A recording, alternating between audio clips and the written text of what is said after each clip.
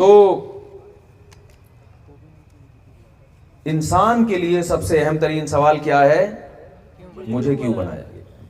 اس سوال کو مذہب اٹھاتا ہے، اور جو اس سوال کا جواب نہ دے یا غلط جواب دے تو اللہ فرماتے ہیں قرآن کی نظر میں دنیا کا سب سے بڑا مجرم وہ ہے جو اپنے بنانے والے کو بھول جائے، اپنے پیدا کرنے والے سے غافل ہو جائے۔ اس کی میں ایک مثال سے بات سمجھاتا ہوں۔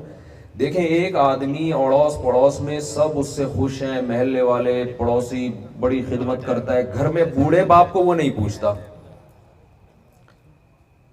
تو باپ کی نظر میں سب سے بڑا مجرم کون ہوگا؟ بیٹا ہوگا نا۔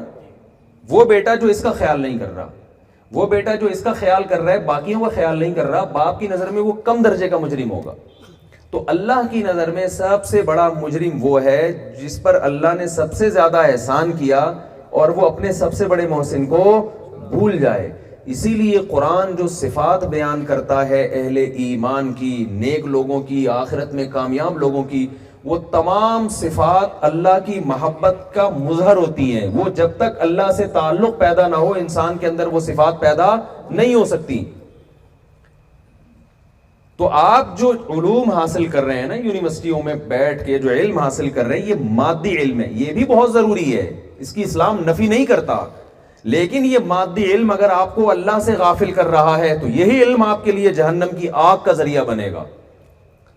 اسلام میں علم حاصل کرنے کی اہمیت ہے، چاہے وہ دین کا علم ہو یا دنیا کا علم، لیکن اس علم کی حیثیت کیا ہے وہ میں آپ کے سامنے یوسف علیہ السلام کے واقعے سے سمجھانے کی کوشش کرتا ہوں۔ یوسف علیہ السلام کو جب مصر کے بادشاہ نے بلایا اور جب حضرت یوسف علیہ السلام نے خواب کی صحیح تعبیر بتائی تو بادشاہ نے، آپ کو یوسف علیہ السلام کو اندازہ ہوا کہ بادشاہ جو ہے نا بھی بہت زیادہ خوش ہے اور مجھے کوئی عہدہ دینا چاہتا ہے۔ یوسف علیہ السلام یہ کہہ سکتے تھے کہ مجھے آپ مسجد بنا دیں، کیا خیال ہے؟ کہہ سکتے تھے نا، بادشاہ غیر مسلم بادشاہ تھا، آپ مجھے کیا بنا دیں؟ مسجد، میں پیغمبر ہوں اللہ کا، مسجد میں نمازیں ہوں گی، اللہ اللہ کریں گے، مجھے آپ مدرسہ بنا دیں، کہہ سکتے تھے نا۔ یوسف علیہ السلام نے فرمایا مجھے وزیر خزانہ بنا دیں۔ یہ مادی علم ہے نا، وزیر خزانے کا علم، اکنامکس کا علم، معیشت کا علم، یہ تو مادی علم ہے نا، یہ کوئی آسمانی علم تو نہیں ہے، لیکن یوسف علیہ السلام یہ پیشکش کر رہے ہیں مجھے کیا بنا دیں؟ وزیر خزانہ۔ کیوں؟ انی حفیظ علیم۔ وزیر خزانہ کے لیے دو صفات کا ہونا ضروری ہے جو کہ آج کل مارکیٹ میں شارٹ چل رہی ہیں۔ ایک یہ کہ اس کو یہ علم بھی آتا ہو کہ خزانوں میں کتنا اسٹور کیا جاتا ہے، کتنا تقسیم کیا جاتا ہے، تاکہ قحط نہ پڑے ملک میں، اکانومی ملک کی مضبوط ہو۔ یہ تو بجٹ اسی پہ تو اناؤنس ہوتا ہے نا، تو یہ کوئی بھی ٹماٹر بیچنے والا تو نہیں کر سکتا نا، گورنمنٹ کو مشورہ دے سکتا ہے کہ آپ اتنا اسٹور کریں، اتنا امپورٹ ہو، اتنا ایکسپورٹ ہو، اتنا اسٹور ہو، یہ تین چیزوں کے گرد گھومتا ہے نا۔ اس کے لیے اکنامکس پڑھی جاتی ہے، بڑے بڑے ماہرین معیشت ہوتے ہیں، ہونے چاہیے، ہوتے ہیں کہ نہیں ہوتے تو اللہ ہی جانتا ہے، لیکن ہونے چاہیے۔ تو یوسف علیہ السلام نے فرمایا اللہ نے مجھے معیشت کا علم پہلے سے عطا فرمایا، معجزاتی طور پر۔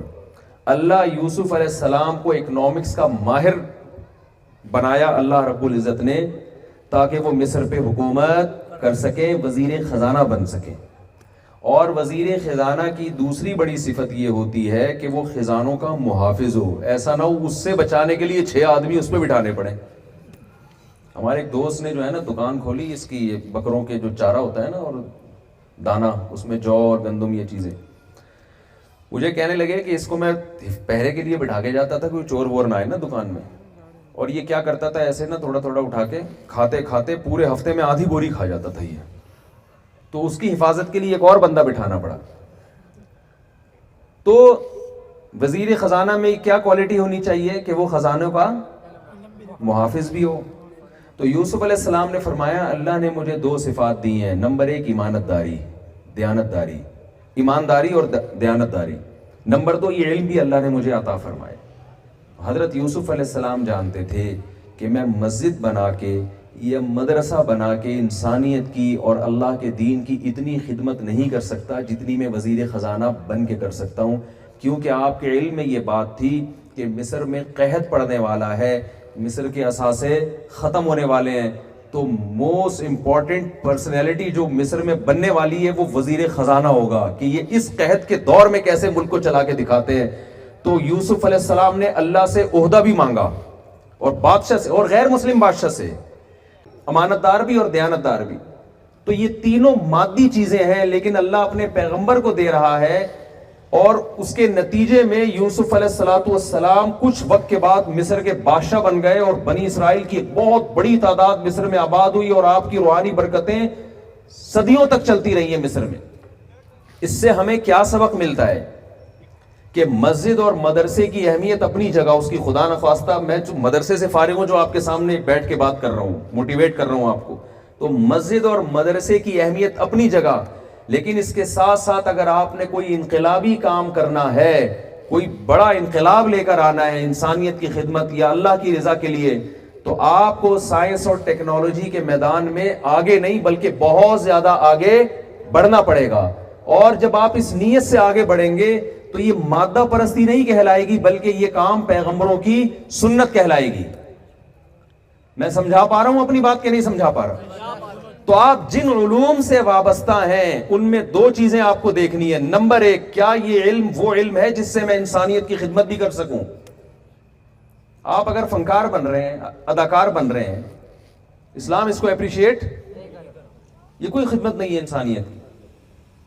تو آپ نے ایسے شعبے کی سلیکشن کرنی ہے جس میں آپ کل انسانیت کی خدمت کر سکیں. دوسری بات, اس میں آپ نے اپنی نیت ٹھیک کرنی ہے, جیسے کہ یوسف علیہ السلام نے اپنی نیت, اور اس کے بدلے میں ان کو دنیا بھی ملی, وزارت ملی, ان کو عہدہ ملا, عزت ملی, دولت ملی, پورا خاندان انہیں شفٹ کر لیا مصر میں, گاؤں سے اٹھا کے پورا خاندان آپ کا کہاں آ گیا؟ مصر میں آ گیا, اور بنی اسرائیل پھر مصر میں رہے ہیں. تو ہمارے لائف اسٹائل میں اور غیر مسلم کے لائف اسٹائل میں فرق یہ بڑا ہونا چاہیے کہ ہمیں یہ پتا ہے کہ ہم بنے نہیں ہیں بلکہ ہمیں کسی نے بنایا ہے. ایک بات, غیر مسلم کو اس سے کوئی بحث نہیں ہے کہ ہم بنے ہیں یا بنائے گئے ہیں. وہ کہتے ہیں there are two types of انسان, ٹھیک ہے نا, انسان کی کتنی قسمیں ہیں؟ دو. کچھ خدا کو مانتے ہیں, کچھ نہیں مانتے, رائے کا اختلاف ہے, کچھ نہیں ہوتا اس سے.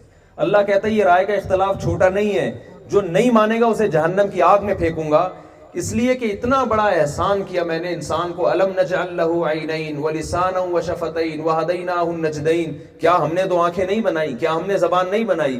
ایک ایک نعمت اللہ نے جو انسان کو دی ہے, کروڑوں روپے. یا مجھے یاد ہے پچھلی دفعہ جب میں اسلام آباد آیا تو ہمارے ایک دوست نے بتایا کہ یہاں ایک شخص ہے, ایک کروڑ پتی تاجر ہے, جس کو یہ بیماری ہے کہ اس کی پلکیں اوپر اٹھتی نہیں ہیں, اس سے نیچے گر جائے نا تو اٹھتی نہیں ہے. یہ جو پٹھے ہیں نا اس کی پلکوں کے, یہ ڈیمیج ہو گئے ہیں. ڈیمیج ہیز بین ڈن ہے نا, سن رہے ہوں گے آج کل آپ, یہ پٹھے ڈیمیج ہو گئے.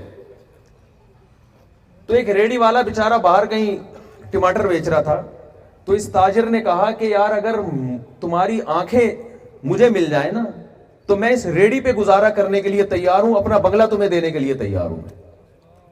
کیسی کیسی اللہ نے انسان کو نعمتیں دی, مگر غیر مسلم اللہ کی نعمتوں کے بارے میں بحث کرنے کے لیے, سوچنے کے لیے تیار نہیں ہے.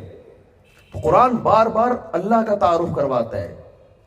وعباد الرحمن الذین یمشون علی الارض ہونا, فرمائے رحمان کے بندے وہ ہیں جو رحمان کو مانتے ہیں, ماننے کے اثرات ان کی چال میں آتے ہیں, وہ تکبر والی چال نہیں چلتے. یبیتون لربہم سجدا وقیاما, راتیں سرد قیام میں گزرتی ہیں.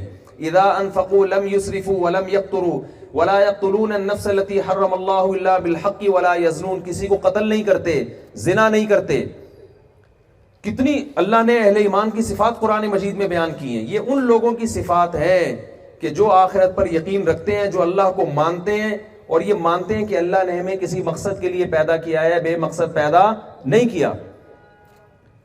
اور غیر مسلم کی لائف میں آپ کو یہ چیزیں نظر نہیں آئیں گی. تو ہماری یونیورسٹیوں میں جو نصاب پڑھایا جا رہا ہے, چونکہ آتا وہاں سے ہے سارا, اس کا نتیجہ یہ نکل رہا ہے کہ نالج کے ساتھ ساتھ کلچر اور نظریے بھی کہاں سے آ رہے ہیں, وہاں سے آ رہے ہیں.